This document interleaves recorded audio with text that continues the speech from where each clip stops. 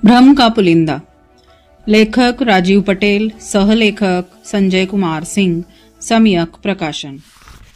सातवाहन। सम्राट अशोक के बाद ही दक्षिण पश्चिम भारत में एक शासक सातवाहन का उदय होता है। सातवाहन वंश का संस्थापक सिमुक था, जिसने अपने नाम का सिक्का मुद्रा भी चलाया था, जिसको आप लोग भी देख सकते हैं।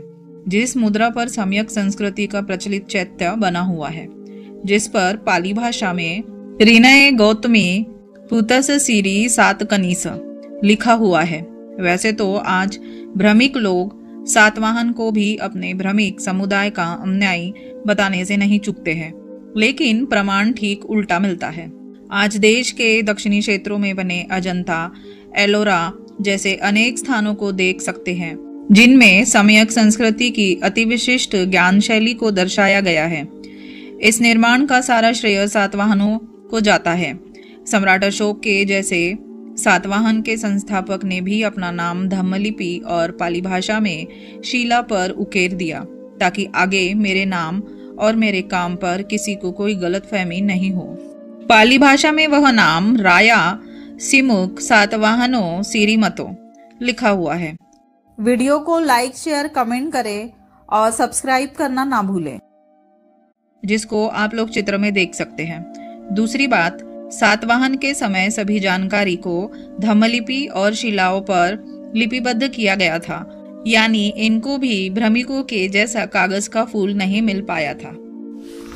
वैसे तो सातवाहन साम्राज्य सम्यक संस्कृति का बहुत ही बड़ा पोषक शासन था।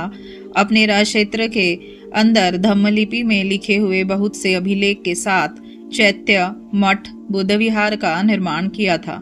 सातवाहन वंश का उसी धम्मलिपि से लिखा एक अभिलेख मिला है, जो नाणे घाट महाराष्ट्र से मिला है। उस अभिलेख पर धम्मलिपि में कसन वासुदेवा लिखा हुआ है। अब इस नाम को देखकर ब्रह्मवंशी लेखकों के मुंह में पानी आने लगा है। क्या है कि ये लोग सीधी लकीर में कुछ दूर निशान देखकर रथ के चक्के का अनुमान लगा लेते हैं।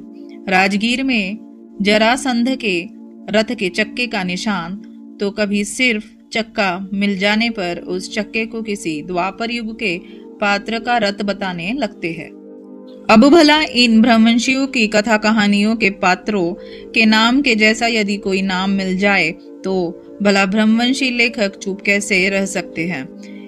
इस नाम को देखकर ब्रह्मवंशी लेखक लगे सुरताल मिलाने, लेकिन ब्रह्मवंशी लेखकों को सुरताल मिलाने से पहले यह तो बताना चाहिए कि यह सातवाहन शासक के अंदर कसन वासुदेवा नाम का पात्र आज से कितने वर्ष पूर्व का है, और वही तुम लोगों द्वारा स्थापित महाभारत का पात्र द्वापर युग का है।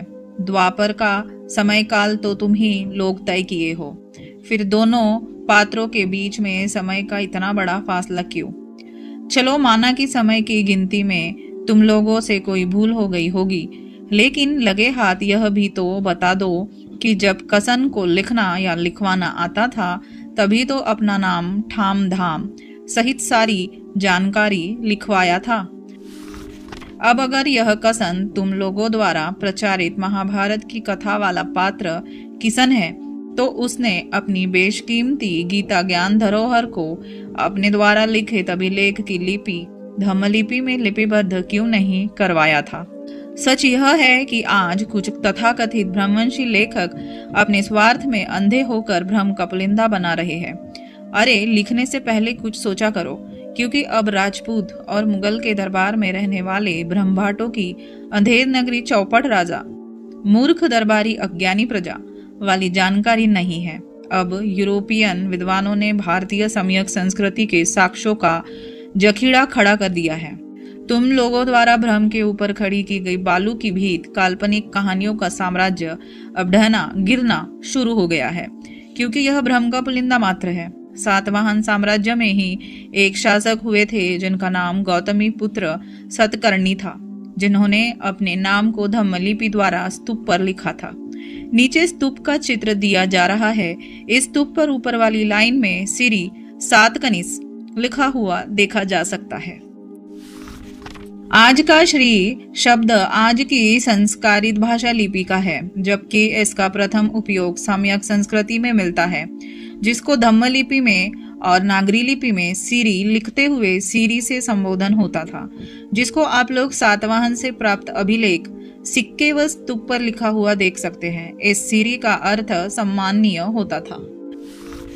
तीसरा नाम है पुष्यमित्र शुंग का, जिसका भरहुत की खुदाई से काफी साक्ष्य मिला है, जिसमें कोई भी साक्ष्य वैदिक समर्थक होने का नहीं है। फिर भी आज के लोग पुष्यमित्र शुंग को भ्रमिकों का समर्थक बताने पर उतावले रहते हैं। वैसे भरहुत से मिले साक्ष्यों का काफी वर्णन में वैदिक युग के घालमेल पुस्तक में कर चुका हूँ, जो आप लोग भी देख सकते हैं। पुष्यमित्र शुंग के द्वारा लिखित या शुंग के कार्यकाल में किसी के द्वारा लिखवाई गई किसी भी वैदिक लिपि में संस्कृत का साक्ष्य नहीं मिला।